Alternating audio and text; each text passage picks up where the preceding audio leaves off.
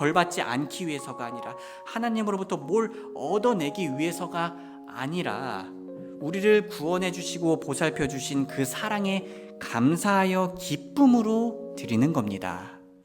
고린도후서 9장 7절 말씀 우리 함께 읽어보도록 하겠습니다. 시작.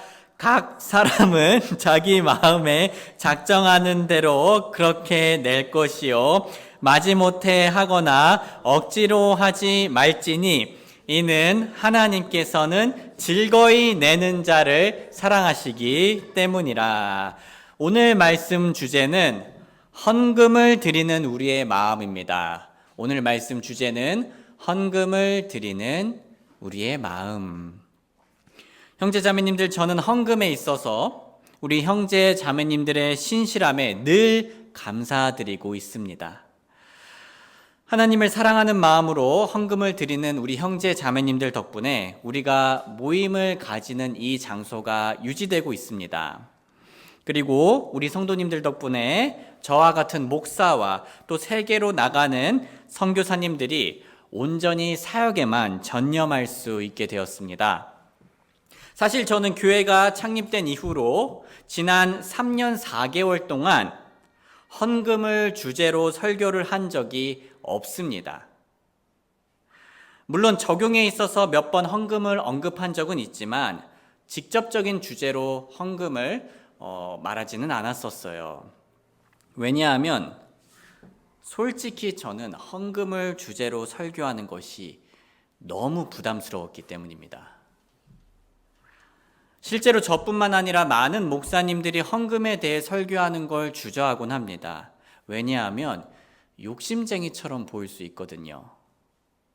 특히 우리들 중에는 과거에 다른 교회에서 재정적으로 거의 착취에 가깝게 헌금을 강요받은 분들이 계십니다. 저는 혹시라도 제가 여러분들이 지난날 받았던 상처를 건드릴까봐 헌금을 주제로 설교를 하기가 어려웠습니다. 그러던 중 저는 제가 또 다른 극단으로 가고 있음을 느꼈는데요. 저는 설교자가 헌금에 대해서 억지로 강요하거나 왜곡되게 가르치는 것이 문제라고 봅니다.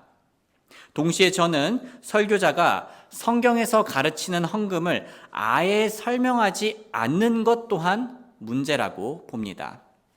그래서 저는 앞으로 헌금에 대해서 1년에 한두 번 정도는 말씀을 전하는 게 좋지 않을까라고 생각을 하고 있습니다.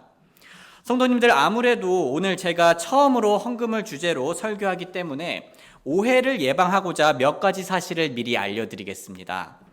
제가 아는 목사님들 중에서 한 분은요, 개인적으로 한 가정에게 다가가서 왜 11조를 내지 않느냐라고 물었습니다. 저는 개인적으로 여러분들께 다가가서 누구누구 형제님, 누구누구 자매님, 왜 헌금을 내지 않는 거예요? 라고 말하지 않을 겁니다. 또 어떤 교회에서는요, 성도님들이 헌금을 낸 금액을요, 이 교회 게시판에 표시를 합니다. 그리고 경쟁하듯 헌금을 많이 한 사람들의 순위를 게시하기도 합니다. 저는 누가 제 눈에 흙을 뿌리더라도 혹은 눈에 흙이 들어가더라도 그렇게 하지는 않을 겁니다. 혹시 진짜 뿌릴까봐 들어가더라도 하지 않는다고 미리 말해드리는 거예요. 자, 왜 그러냐면요, 그것이 교회의 하나됨에 결코 좋지 않다라고 믿기 때문입니다. 우리 교회에서 어떤 분들은 익명으로 헌금을 드리십니다. 괜찮습니다. 또한 우리 교회에서 어떤 분들은 헌금 봉투나 계좌 이체를 하실 때 본인의 성함을 적으십니다. 그것도 괜찮습니다. 만약 성함을 쓰시면 기록이 공식적으로 남기 때문에 교회에서 성도님들의 연말 정산을 위한 기부금 납입 증명서를 드릴 수가 있게 됩니다. 단지 그 차이일 뿐이에요.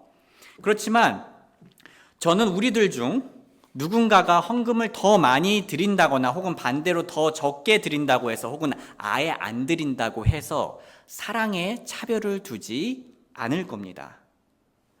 소중한 형제 자매님들, 제가 헌금 설교를 하는 이유는 부유한 투자자를 찾기 위해서가 아니에요. 제가 헌금 설교를 하는 이유는 우리가 하나님을 사랑하면서 마땅히 해야 할 것들 중 하나를 알려드리기 위해서입니다. 오늘 아침 우리가 헌금을 드릴 때 가져야 할 올바른 마음이 무엇인지에 대해서 알 수 있는 시간이 되길 주님의 이름으로 소원합니다. 형제자매님들, 많은 그리스도인 분들이 이 헌금하면요, 입으로 또는 생각으로 자연스럽게 이 질문을 하곤 합니다. 11조는 의무인가요? 11조는 의무인가요? 그래서 많은 분들께서는요, 유튜브를 찾아보시거나 주변에 알고 있는 목사님들께 여쭤보기도 합니다.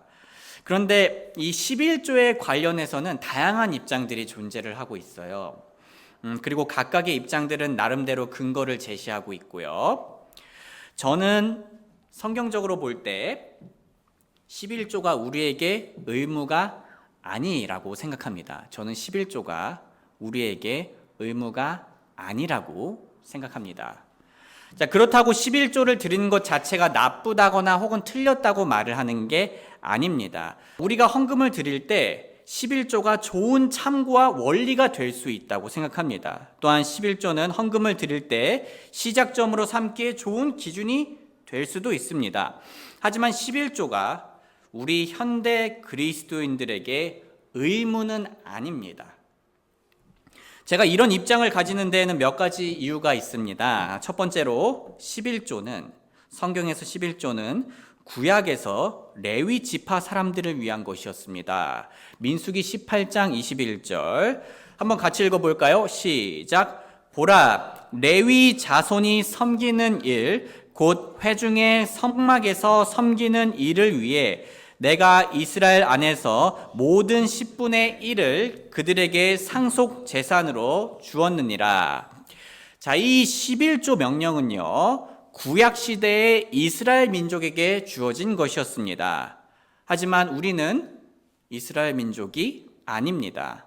그리고 11조는 일반적인 경제 활동을 하지 않고요, 성막을 섬기는 레위 사람들을 위해 주어진 명령이었습니다. 하지만 현대에는 레위 사람들이 성막을 섬기는 일을 하지 않습니다. 즉 11조는 우리에게 주어지지도 않았고요, 11조가 주어진 구체적인 배경도 현재는 사라졌기 때문에 우리가 11조를 드릴 이유는 없습니다. 사실 성경에는 레위인들을 위한 11조 외에도 성전 내의 행사나 보수를 위한 11조, 가난한 이웃을 위한 11조도 있습니다. 좀 이제 그 시각에 따라서 그냥 2개로 보거나 3개로 보거나 좀 차이는 있는데요, 이 11조가 이렇게 여러 종류가 있습니다.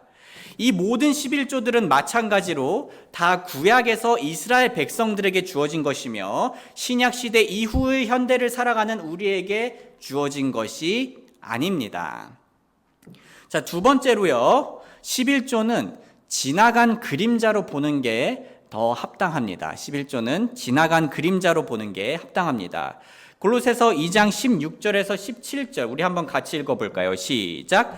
그러므로 먹는 것이나 마시는 것으로 인하여 또 거룩한 날이나 세 달의 초하루나 안식일들에 관하여 아무도 너희를 판단하지 못하게 하라.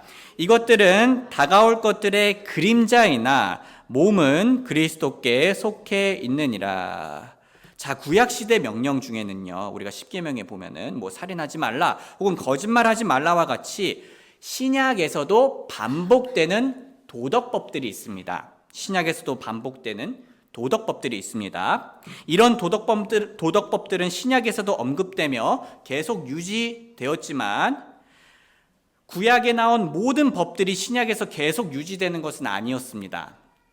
이스라엘 시민들에게만 해당되는 시민법이나 제사법 같은 명령들은 신약에서 반복되지 않았습니다. 이러한 명령들은 구약시대 기준으로 다가올 그림자들 중 하나였고 우리 기준으로는요, 지나간 그림자입니다. 저는 11조가 이런 그림자들 중 하나로 분류될 수 있다고 믿는데요. 왜냐하면 11조는 구약의 이스라엘 시민에게 주어졌고요, 레위 지파를 위해서나 성전 내의 특별한 행사를 위해서 주어졌기 때문입니다. 우리의 삶의 방식은 이렇게 지나간 그림자와 같은 율법들을 지키는 삶이 아닙니다. 로마서 7장 6절 같이 읽어볼까요? 시작. 그러나 우리가 붙잡혀 있던 것 안에서 죽었으므로 이제 우리가 율법에서 건짐을 받았나니 이것은 우리가 영의 새로움 안에서 섬기게 하려 함이요 율법 문자의 낡은 것 안에서 섬기지 않게 하려 함이라. 자, 세 번째로요. 신약에서 헌금을 드리는 것은 의무가 아닌 기쁨으로 드리는 것으로 나옵니다. 신약에서 헌금을 드리는 것은 의무가 아닌 기쁨으로 드리는 것으로 나옵니다. 오늘 읽는 구절이 좀 많은데요. 한번 같이 읽어보겠습니다. 고린도후서 9장 6절 7절 시작. 그러나 내가 말하는 것은 이것이니 곧 인색하게 뿌리는 자는 또한 인색하게 거둘 것이요 후하게 뿌리는 자는 또한 후하게 거두리라는 것이라. 각 사람은 자기 마음에 작정하는 대로 그렇게 낼 것이요 마지못해 하거나 억지로 하지 말지니 이는 하나님께서는 즐거이 내는 자를 사랑하시기 때문이라. 신약 성경에서는 11조를 언급하며 의무적으로 드리는 것을 말하고 있지 않습니다. 만약 11조가 의무적이었다면 이렇게 신약 교회에서 언급이 없는 건 너무나 어색한 일입니다. 정리하자면 신약 성경이 교회에게 11조를 명령하지 않았다는 점과 헌금을 드릴 때의 마음가짐이 기쁨이라고 말하는 것을 보았을 때 의무적인 11조는 우리에게 적용되지 않는다는 것을 알 수 있습니다. 자, 마지막으로 예수님께서 11조를 언급하셨던 적이 있는데요. 예수님께서 11조를 언급하셨던 것은 당시의 구약시대의 법을 따르던 사람들에게 말씀하신 겁니다. 예수님께서 11조를 언급하셨던 것은 당시의 구약시대의 법을 따르던 사람들에게 말씀하신 겁니다. 자, 사람들은 11조가 신약과 오늘날에도 여전히 적용이 된다고 주장할 때 신약 말씀인 마태복음 23장 23절을 자주 인용하는데요. 마태복음 23장 23절 제가 읽겠습니다. 서기관들과 바리새인들아 위선자들아 너에게 화가 있을지어다. 이는 너희가 박하와 아니스와 큐민의 11조는 바치면서 율법의 더 중대한 문제들인 공의와 긍휼과 믿음은 생략해버렸기 때문이로다. 너희가 마땅히 이것들도 행했어야 하고 다른 것도 행하지 않은 채 내버려 두지 말았어야 하느니라. 자, 여기서 예수님께서는 11조를 하지 않아도 된다라고 말씀하시진 않았죠. 11조를 하지 말아야 된다라고 말씀하지 않으셨습니다. 예수님께서는 11조를 하되 너희가 11조를 하되 더 중요한 공의와 긍휼과 믿음도 행하라고 말씀하십니다.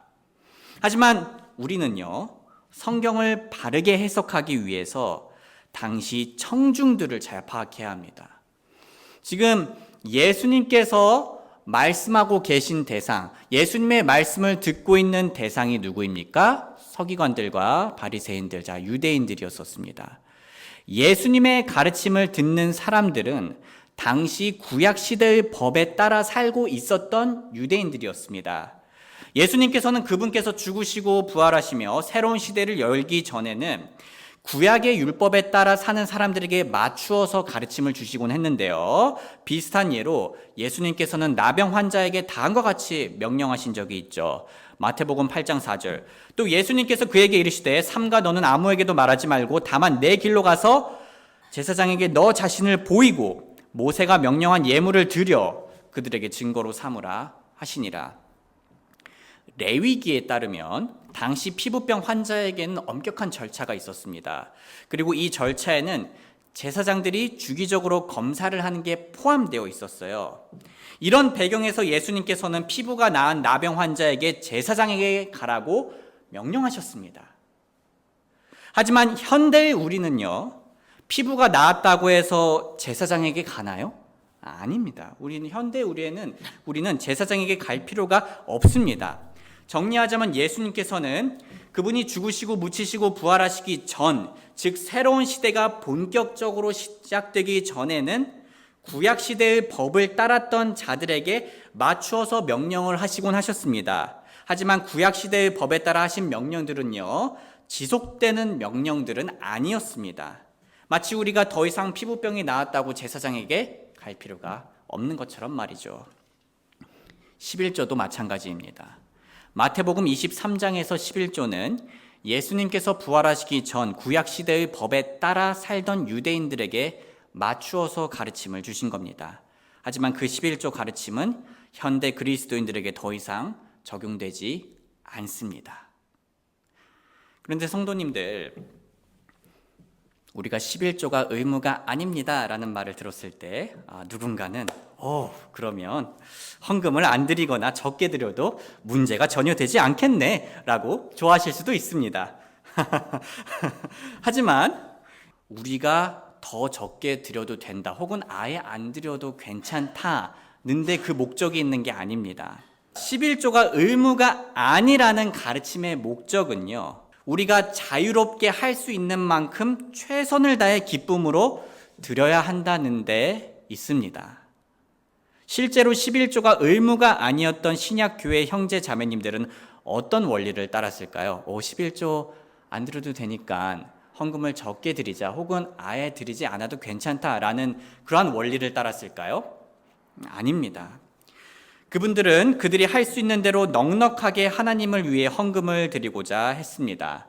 디모데전서 1장 17절과 18절 말씀 우리 한번 같이 읽어보겠습니다. 시작. 이 세상에서 부유한 자들에게 명하여 그들이 높은 마음을 품지 말고 불확실한 재물을 신뢰하지 말며 오직 살아계신 하나님 곧 우리에게 누릴 수 있는 모든 것들을 풍성하게 주시는 분을 신뢰하고 그들이 선을 행하고 선한 일들에 부요하며 베풀기를 좋아하고 기꺼이 나누어 주게 하며 고린도후서 8장 1절 2절도 읽겠습니다. 시작. 더욱이 형제들아 우리가 마케도니아의 교회들에게 베푸신 하나님의 은혜에 대해 너희에게 알리노니 고난의 큰 시련 속에서도 그들의 풍성한 기쁨과 그들의 극심한 가난이 그들로 하여금 너그러운 선물을 풍부히 넘치도록 하게 하였도다. 소중한 형제 자매님들, 신약 교회들이 보였던 모범처럼 우리의 자유는 자유롭게 안 드리기 위함이 아닌 자유롭게 기쁨으로 드리기 위함입니다. 저희 가정 또한 하나님의 은혜로 항상 11조 이상을 드리려고 노력을 하고 있습니다. 우리 모두 우리의 자유를 하나님을 사랑하고 또 기뻐하는 데 쓰기를 주님의 이름으로 소원합니다. 그런데 성도님들, 사실 우리가 다 하나님의 일을 위해 넉넉히 헌금을 드리고 싶은 마음은 다 가지고 있을 겁니다. 많이 드리면 좋죠. 하지만 우리는 헌금이란 부분에 있어서 곧잘 어려움을 느끼곤 합니다. 저도 마찬가지입니다. 우리는 신앙생활을 하면서 헌금을 드리는 것이 주저되고 어려울 때가 다들 있습니다. 왜 그럴까요? 성도님들, 제가 초등학생 때 친구들이 집에 온 적이 있습니다. 이게 그 빌라에 이제 제 그 당시에 빌라에 이제 조그만 빌라에서 가족들과 함께 살고 있었는데요. 근데 그 친구들 중 한 명이 제 집을 보면서 피식하고 웃었습니다. 왜 웃었을 것 같나요? 그 친구는 이렇게 말했습니다. 집이 왜 이렇게 작냐? 참 마음을 좋지 않게 만드는 말이었습니다. 제가 알고 있는 컴퓨터 선생님이 있었습니다. 저는 교회 컴퓨터를 수리받아야 해서 오랜만에 만난 적이 있습니다. 그 선생님은 수리를 다 마치고 이제 차 앞에서 저와 대화를 나누다가 이렇게 말씀하셨습니다. 내가 딸을 하교시키려고 학교에 갔는데 내 딸이 차에 타자마자 몸을 숙이더라고. 내 오래된 차가 부끄러웠던 모양이야 라고 얘기한 적이 있습니다. 성도님들, 우리는 두려울 수 있어요. 다른 사람들은 헌금을 하지 않고도 저렇게 아둥바둥 살아가는데 만약 내가 헌금을 드리면 얼마나 내 인생이 더 힘들고 어렵고 비참해질까? 하지만 사랑하는 형제 자매님들, 두려워하지 마시길 바랍니다. 우리를 돌보시는 예수님께서 이렇게 말씀하셨습니다. 조금 길어서 제가 쭉 읽겠습니다. 눈으로 마음으로 따라와 주시면 감사하겠습니다. 또 그분께서 자기 제자들에게 이르시되 그러므로 내가 너희에게 이르노니 너희 생명을 위하여 무엇을 먹을까 또는 몸을 위해 무엇을 입을까 염려하지 말라. 생명이 음식보다 중하고 몸이 의복보다 중하니라. 까마귀들은 깊이 생각해 보라. 이는 그것들이 씨 뿌리지도 아니하고 거두지도 아니하며 창고도 없고 곡간도 없으나 하나님께서 그것들을 먹이시기 때문이라. 하물며 너희가 날짐승들보다 얼마나 더 나으냐. 또 너희 중에 누가 염려함으로 자기의 키에 1큐빗을 더할 수 있겠느냐? 그런즉 너희가 가장 작은 그 일도 능히 행하지 못하거든 어찌하여 그 외의 일들에 대하여 염려하느냐? 백합화들이 어떻게 자라는지 깊이 생각해 보라. 그것들은 수고도 아니하고 길쌈도 아니하느니라. 그러나 내가 너희에게 이르노니 자기의 모든 영광 중에 있던 솔로몬도 이것들 중에 하나와 같이 치장하지 못하였느니라. 그런즉 오늘 들에 있다가 내일 아궁이에 던져지는 풀도 하나님께서 이렇게 입히실진데 오 너희 믿음이 적은 자들아 하물며 그분께서 너희를 얼마나 더 잘 입히시겠느냐. 너희는 무엇을 먹을까 혹은 무엇을 마실까 구하지 말며 너희 마음에 의심하지도 말라. 이는 이 모든 것들은 세상 민족들이 구하는 것이요 너희 아버지께서는 이런 것들이 너희에게 필요한 것을 아시기 때문이라. 오직 너희는 하나님의 왕국을 구하라. 그리하면 이 모든 것이 너희에게 더하여지리라. 사랑하는 형제 자매님들, 두려워하지 마시길 바랍니다. 우리 모두 하나님께 드릴 때 물질에 대한 두려움을 던져버리시길 바랍니다. 왜냐하면 하나님께서 우리의 필요를 아시고 우리를 돌보시기 때문입니다. 빌립보서 4장 19절 같이 읽어보겠습니다. 시작. 오직 내 하나님께서 그리스도 예수님으로 말미암아 영광 안에서 자기의 부요하심에 따라 너희의 모든 필요를 채우시리라. 저 또한 헌금을 드릴 때 어려움을 느낀 날들이 있었습니다. 그리고 그런 날들이 또 올지도 몰라요. 하지만 신실한 아버지 하나님께서는 항상 저의 필요를 채워주시고 돌보아 주셨습니다. 저는 그 사실을 도저히 부정할 수가 없어요. 오히려 걱정을 하면은 하나님께서 보시기에 얼마나 안타까울까라는 생각도 듭니다. 그리고 저뿐만 아니라 우리 교회에는 그러한 경험을 하신 분들이 많이 있는 줄로 알고 있습니다. 우리 모두 하나님을 믿으며 물질에 대한 두려움에서 벗어나고 사랑과 기쁨으로 헌금을 드릴 수 있길 주님의 이름으로 소원합니다. 소중한 형제자매님들, 마지막으로 헌금을 드릴 때 우리가 무슨 마음을 가져야 하는지 간단히 얘기하고 마치겠습니다. 성도님들, 안타깝게도 오늘날 기독교 내에서는요, 설교자들이 이렇게 말을 하곤 합니다. 성도님들, 헌금 안 하시면요 벌 받습니다. 저주받아요. 그런데 헌금하시면요 복 받습니다. 자, 하나님이 10배, 100배, 1000배로 여러분들께 갚아주실 겁니다. 그러니 여러분들 열심히 헌금 생활 하시길 바랍니다. 자, 이런 말을 들은 성도님들은 헌금이나 11조를 할 때 다음과 같이 생각하기가 쉽습니다. 내가 저주받지 않으려면 헌금해야지. 내가 벌받지 않으려면 헌금해야지. 내 인생 앞으로 잘 풀리려면 헌금해야지. 내가 돈 잘 벌고 내가 복받고 내 가족이 복받으려면 헌금해야지. 그런데 성도님들, 솔직히 이런 마음은 정확히 볼 때 어떠한 마음 상태입니까? 정말 하나님을 위해 헌금을 하는 상태입니까? 정말 하나님을 섬기는 마음 상태입니까? 아니죠. 아니에요. 나를 섬기는 마음 상태인 겁니다. 내가 저주받기 싫어서, 내가 벌받기 싫어서, 내가 복받고 싶어서, 그래서 드리는 헌금인 겁니다. 이건 하나님 나한테 저주 내리지 마세요라고 말하며 뇌물을 주는 겁니다. 하나님 내가 이렇게 드렸으니까 하나님은 나한테 저주 내리면 안 돼요. 자, 이건 하나님 나한테 복 주세요라고 말하면 주식 투자하는 것과 같은 마음 상태입니다. 사랑하는 형제 자매님들, 우리가 헌금을 왜 합니까? 헌금은 복 받으려고 하는 게 아닙니다. 저주 피하기 위해서 하는 게 아니에요. 하나님께서 이미 주신 복이 있기 때문에 감사하는 마음으로 헌금을 하는 겁니다. 하나님이 앞으로 나에게 복을 주시든 안 주시든 이미 하나님께서 나를 위해 하신 것들로 인해 헌금을 드리는 겁니다. 예를 들면 우리가 부모님께 돈이나 혹은 선물을 드릴 때 저주받지 않기 위해서 드리거나 부모님으로부터 뭘 더 얻어내려고 이렇게 드리지는 않잖아요.